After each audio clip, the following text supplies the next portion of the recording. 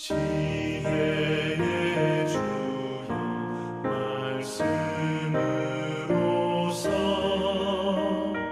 언제나 내 안에 계십소서. 주는 내 아버지 나는 아들 주 안에 내가 늘 함께하네.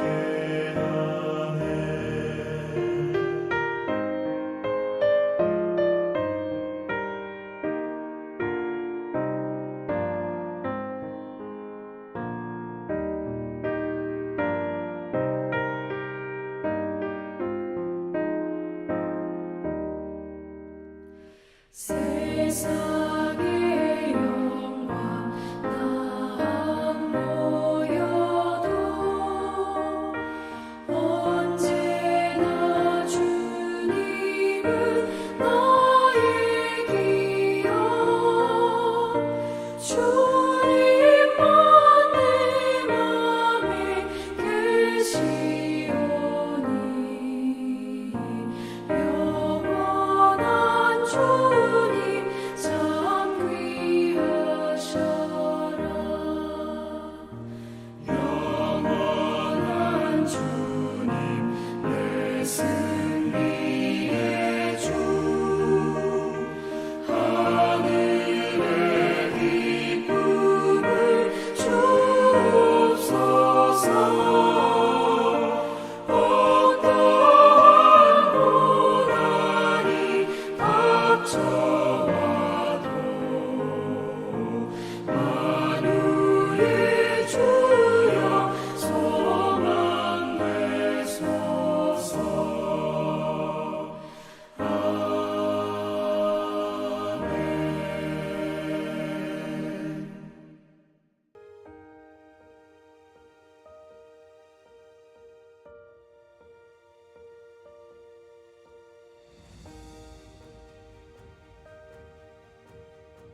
생각하건대 현재의 고난은 장차 우리에게 나타날 영광과 비교할 수 없도다.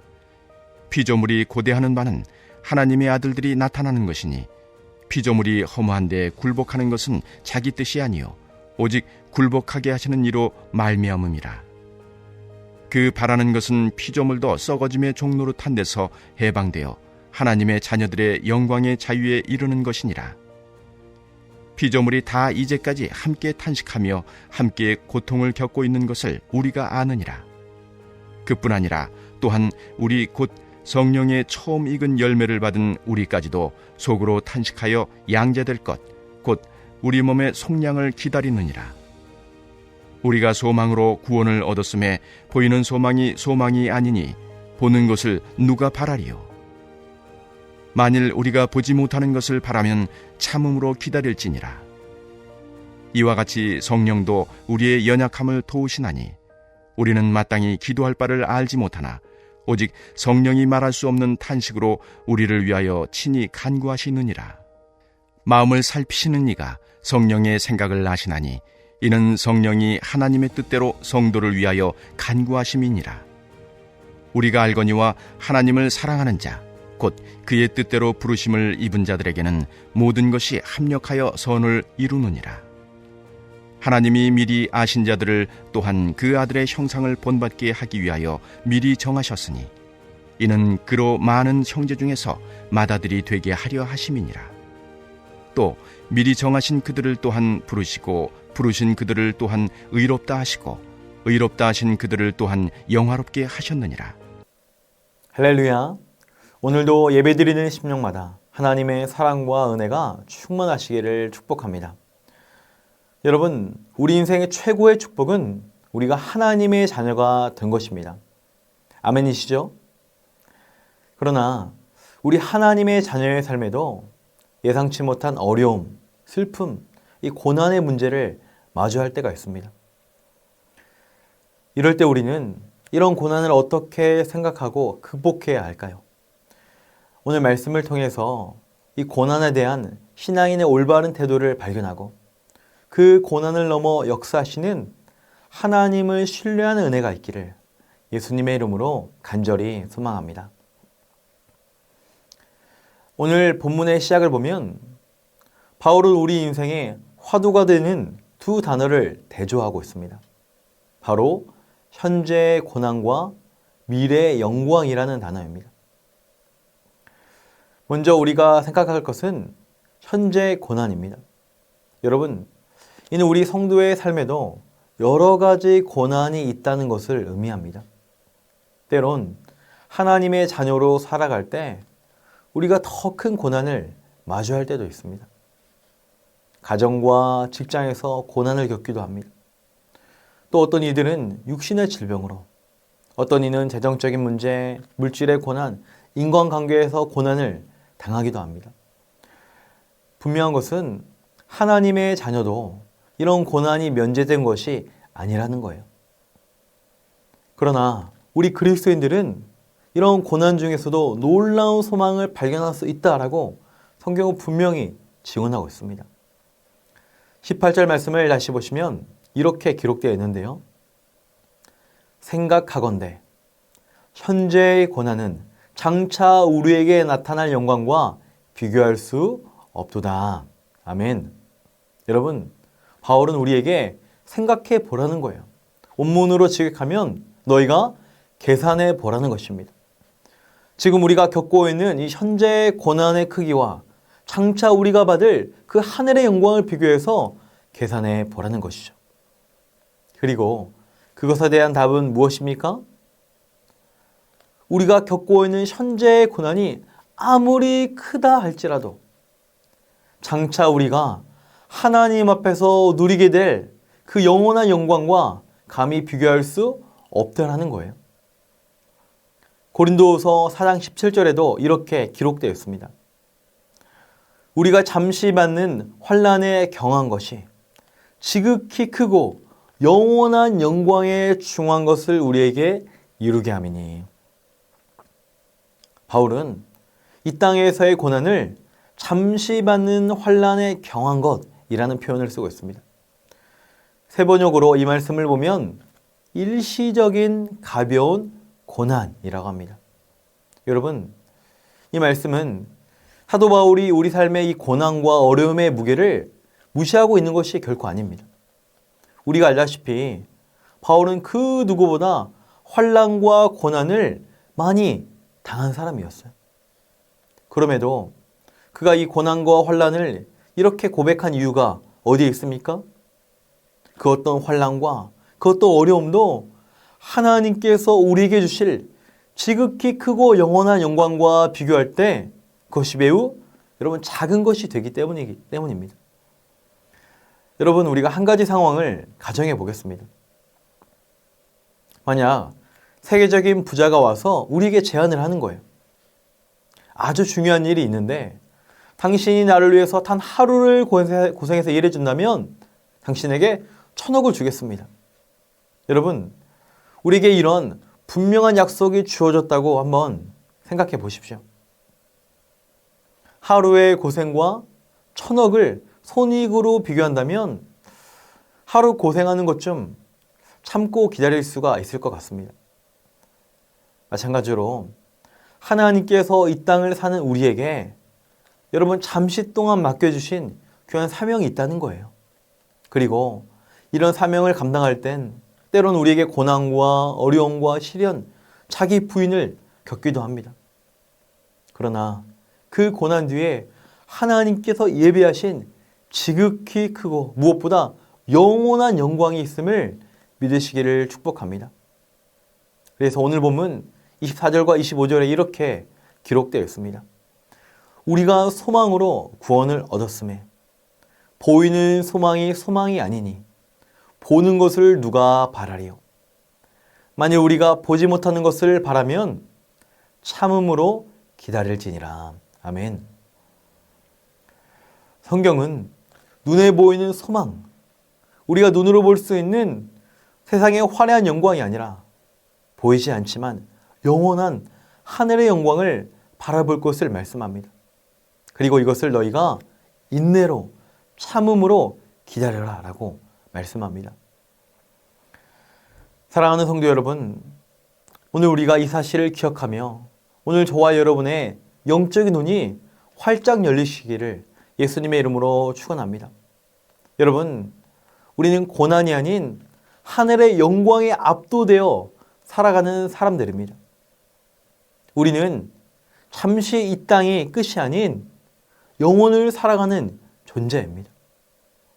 물론 이 땅에도 좋은 곳이 있고 만족하고 행복해하지만 그것은 잠시라는 거예요. 그 어떤 만족도 영원할 수 없습니다.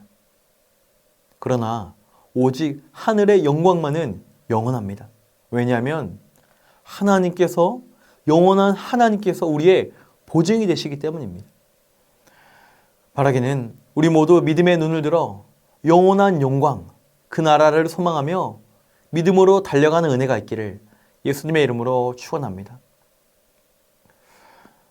또한 우리가 이런 고난과 어려움 중에서도 소망을 품을 수 있는 또 다른 이유는 성령께서 우리를 도우시기 때문이죠. 여러분, 사실 우리가 영원한 하나님의 나라, 그 찬란하고 광명한 영광의 나라가 있음을 알고 있지만 그 나라를 우리 삶에서 소망하며 사는 것 쉽지 않은 것 같습니다. 오히려 현실의 분주함과 이런 고난과 어려움을 마주할 때 그 나라가 점점 희미해지는 것 같고 때로 우리 마음이 꺾이기도 합니다. 그래서 우리는 여러분 반드시 성령의 도우심을 힘입어야 합니다. 오늘 본문 26절에 보시면 성령이 우리 연약함을 도우사 말할 수 없는 탄식으로 우리를 위해서 친히 간구하신다라고 기록되어 있습니다. 여러분, 참 반가운 소망의 말씀이에요. 여러분, 우리가 고난 중에서 영원한 나라를 소망할 수 있는 가장 중요한 근거가 어디에 있습니까? 연약한 우리를 도우시는 우리 성령님, 성령 하나님이 계시기 때문이에요. 그분께서 오늘도 말할 수 없는 탄식으로 우리를 위해서 간구하시기 때문입니다. 그러므로 오늘 우리가 현재의 고난을 넘어서 하늘의 영광을 소망하며 살기 위해서는 매 순간 성령님의 도우심을 받아야 합니다. 비록 세상을 이길 힘이 우리에게 없고 많은 고난으로 우리의 몸과 마음이 지쳐 있을지라도 성령께서 함께 하시면 우리의 고난을 이기게 하시고 하늘의 영광을 바라보게 하시기 때문입니다. 마치 새벽에 모든 어두움이 태양 앞에 다 물러가는 것처럼 성령께서 우리 가운데 함께 하실 때 우리를 뒤덮고 있던 모든 얼둠과 절망을 다 몰아내시고 하늘의 소망과 하늘의 기쁨으로 채워주시기 때문입니다. 나아가 성령께서 우리와 함께 하신다면 우리 가운데 있는 고난과 어려움과 그 문제마저 그분의 섭리 안에 눌럽도록 새롭고 선하게 인도해 가십니다. 그래서 오늘 본문 28절에 이렇게 기록되어 있습니다. 우리가 알거니와 하나님을 사랑하는 자, 곧 그의 뜻대로 부르심을 입은 자들에게는 모든 것이 합력하여 선을 이루느니라. 아멘. 여러분, 이 본문에서 합력하여라는 것을 우리말로 번역하면 함께 일하다, 협력하다, 원조하다, 도우다라는 말이 있습니다. 여러분, 누가 우리와 함께 하신다는 거예요? 성령께서 우리와 함께 하신다는 것이죠. 능력의 성령께서 연약한 우리를 도와주신다는 거예요. 그것도 모든 것, 즉 모든 상황에서 우리를 도와주신다는 거예요. 내가 예상한 일이든 내가 예상치 못한 일이든 내가 감당할 수 있는 일이든 도저히 감당할 수 없는 그 모든 고난의 상황 속에서도 우리를 도와주신다라는 거예요.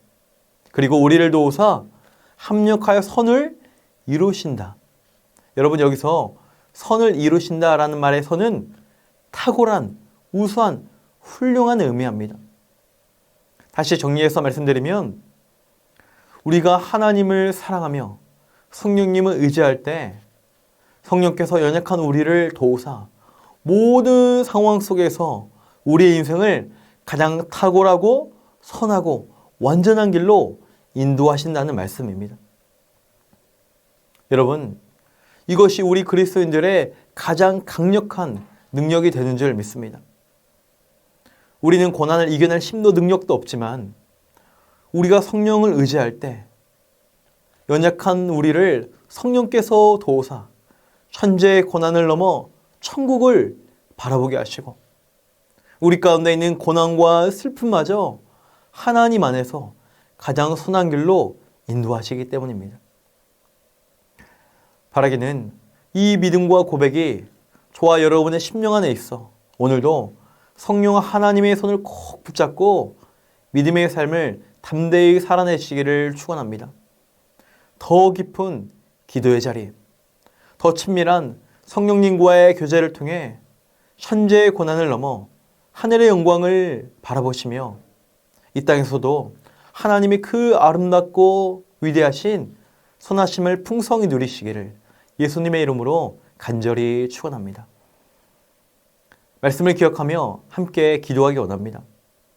연약한 우리를 도우시는 성령님을 날마다 의지하여 고난을 넘어 하늘의 영광을 바라보게 하시고 우리의 고난마저 선을 이루실 주님을 신뢰하게 하소서.